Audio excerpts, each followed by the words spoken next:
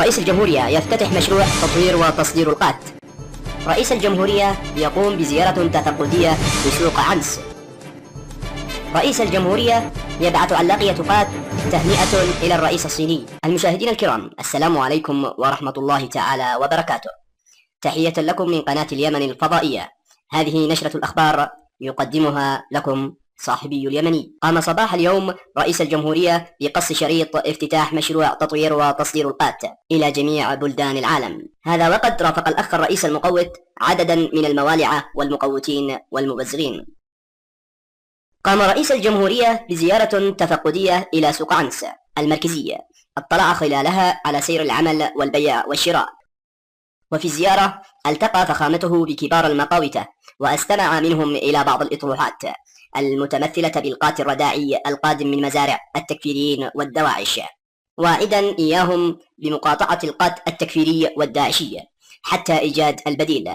وفي ختام الزيارة شدد فخامته على عدم بيع القات البارحي البائت باعتباره يهدد السلم والصحة والشراكة الوطنية. قام الأخ الرئيس اليوم بإرسال علاقية قات تهنئة للرئيس الصيني بمناسبة تأييده الانقلاب، جاء فيها باسمي وباسم كل المقوتين نبعث لكم هذه العلاقية القات الصعدية لتأييدكم الانقلاب، وفي إطر توطيد العلاقات الاستثمارية بين البلدين. ومن جهته عبر شي جين بينغ رئيس جمهورية الصين الشعبية عن فرحته وامتنانه لرئيسنا المقوت على علاقية القات الصعدية، آملا في المستقبل بعث الكثير من علاقية القات ومنها الأرحبي والهمداني.